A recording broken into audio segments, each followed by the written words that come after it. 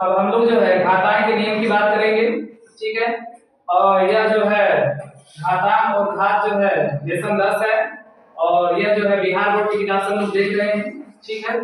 इसके पहले सबसे पहले आप लोग मेरे प्लेलिस्ट में जाइए और इसके पीछे के जो नियम है उस नियम को पहले देख लीजिए, ठीक है। इसके पहले घातांक के मैंने 4 नियम बता दिया है, तो 4 नियम पीछे के वीडियो में देख लीजिए, उसके बाद जो है इसको देखिए तो और अच्छे से समझ में आएगा, ठीक है। तो सबसे पहले बात करेंगे कि अगर इस तरह से क्वेश्चन दिया जाए कि a पर घाते m पर घाते m रकम दिया जाए, तो इस तरह के क्वेश्चन में क्या करते हैं कि घात का आपस में क्या करते हैं, गुणा कर देते हैं, ठीक है। जैसे a पर घाते m पर घाते n है, इसका मतलब a तो लिखेंगे m में n का गुणा करेंगे, a पर घाते क्या हो जाएगा, m n हो जाएगा, ठीक है।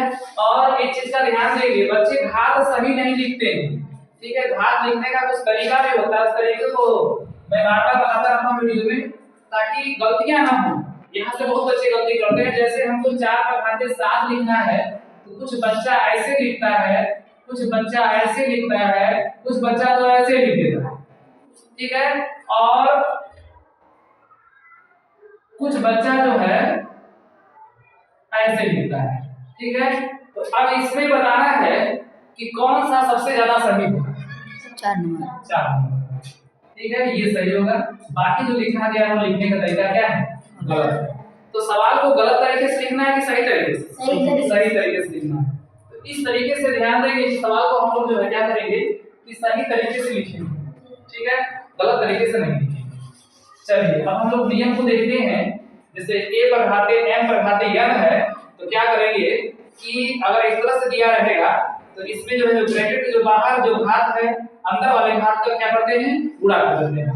तो m में n का गुणा करेंगे तो क्या होगा, mn हो जाएगा, यानी a पर घाते mn हो जाएगा। इसी प्रकार देखिए जैसे लिखा गया है 4 पर घाते 3 पर घाते 2, इस प्रकार से लिखा गया है। तो अब क्या करेंगे कि अगर जो है ब्रैकेट के बाहर अगर घात रहेगा और ब्रैकेट के अंदर भी घात है, इस घात का घात में क्या करेंगे, गुणा कर देंगे। तो 4 को लिखेंगे ही, इसके बाद जो है 3 का 2 में गुणा करेंगे, 3 गुना के 6 हो जाएगा, 4 पर घाते 6 हो जाएगा। ऐसा और भी क्वेश्चन ले सकते हैं, जैसे एक क्वेश्चन और ले लेते हैं, जैसे मैंने लिखा कि 4 पर घाते -9 पर घाते 3। अब क्या करेंगे, 4 तो लिखेंगे ही, अब जो है -9 में 3 से गुणा कर देंगे तो -27 होगा, है ना, 9 3 27 प्लस माइनस माइनस, तो 4 पर घाते -27 लिख सकते हैं, इसको ऐसे भी लिख सकते हैं। समझ में आया। अब जो है ये 5वां नियम हो गया खत्म। 6वां नियम की बात करते हैं। 6वां नियम है कि किसी भी संख्या पर घात शून्य का जो मान होता है वो सदैव कितना होता है, 1 होता है।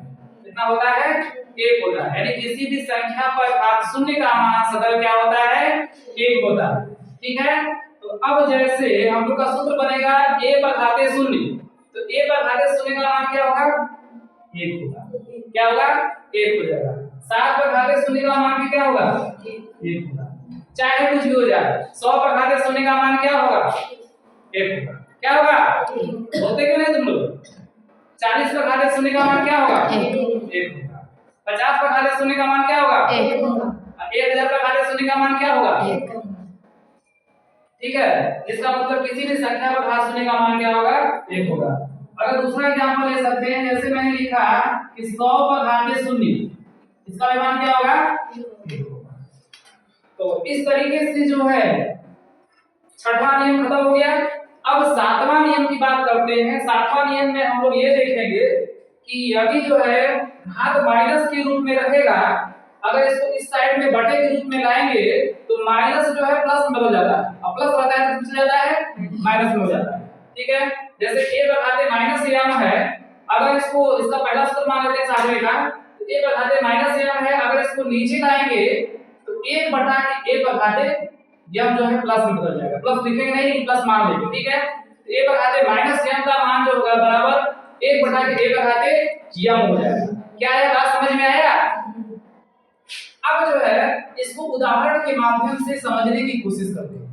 जैसे मैंने लिखा 4 पर घाते -6, अब इसको अगर प्लस में लिखना है तो लिखेंगे 1/4 पर घाते प्लस 6 हो जाएगा, 4 पर घाते 6। समझ में आया? अगर जो है इसी सवाल को अगर एक क्वेश्चन और बना दिया जाए इससे जो है दूसरा टाइप इसी में कि अगर जो है दे दिया जाए a पर घाते m और इसको अगर माइनस के रूप में लिखना चाहोगे तो 1/a पर घाते माइनस m लिख सकते है ना। 1/a पर घाते माइनस m लिख सकते हो। इस प्रकार से इसका फॉर्मूला बन सकता है।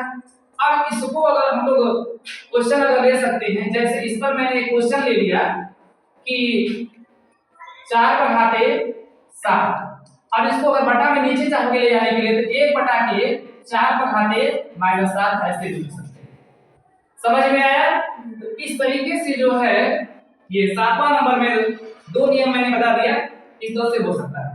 ठीक है, लेकिन विशेष रूप से इसी पर ध्यान देना है कि अगर माइनस में घात दिया रहेगा नीचे जाएगा तो प्लस में हो जाएगा। ठीक है, एनी स्टूडेंट एनी प्रॉब्लम? अब जो है आगे देखते हैं, आगे जो है बात करेंगे। जैसे इस क्वेश्चन को ध्यान देना है, मोस्ट इंपोर्टेंट है। ठीक है, इससे बड़े से बड़े क्वेश्चन हम होंगे, वेरी वेरी इंपॉर्टेंट फार्मूला है। हम लोग विशेष रूप से ध्यान से देखेंगे। ठीक है, ये फार्मूला क्या कहता है? फार्मूला बता रहा है कि a/b पर घाते -m अगर दिया हो और इस घात को माइनस से अगर प्लस में बदलना हो तो क्या करेंगे कि भिन्न का उल्टा कर देंगे। भिन्न का क्या करेंगे? उल्टा कर देंगे। जहां a/b है वहां क्या हो जाएगा? b/a हो जाएगा। और यह जो माइनस घात है यह प्लस में बदल जाएगा। किससे बदलेगा? प्लस। तो b/a पर घाते क्या हो जाएगा? m। समझ में आया बात? इसका क्वेश्चन में हम लोग प्रयोग देखेंगे। ठीक है, अब देखते हैं। जैसे 7/8 पर घाते -4 दिया गया है। अब इस माइनस को प्लस में बदलना है तो भिन्न को उल्टा कर देंगे, अंश को हर में लिख देंगे और हर को क्या करेंगे? अंश में लिख देंगे। ठीक है, तो 7/8 का क्या लिख सकते हैं? 8/7 लिख देंगे और इसके ऊपर जो -4 घात है इसको प्लस के रूप में। ठीक है, समझ में आया? और इस तरीके से घातांक के जितने फार्मूले हैं, जितने नियम हैं, मैंने सब नियम को क्या किया? बता दिया। आज के लिए बस इतना ही, फिर मिलते हैं अगले वीडियो में। थैंक्स।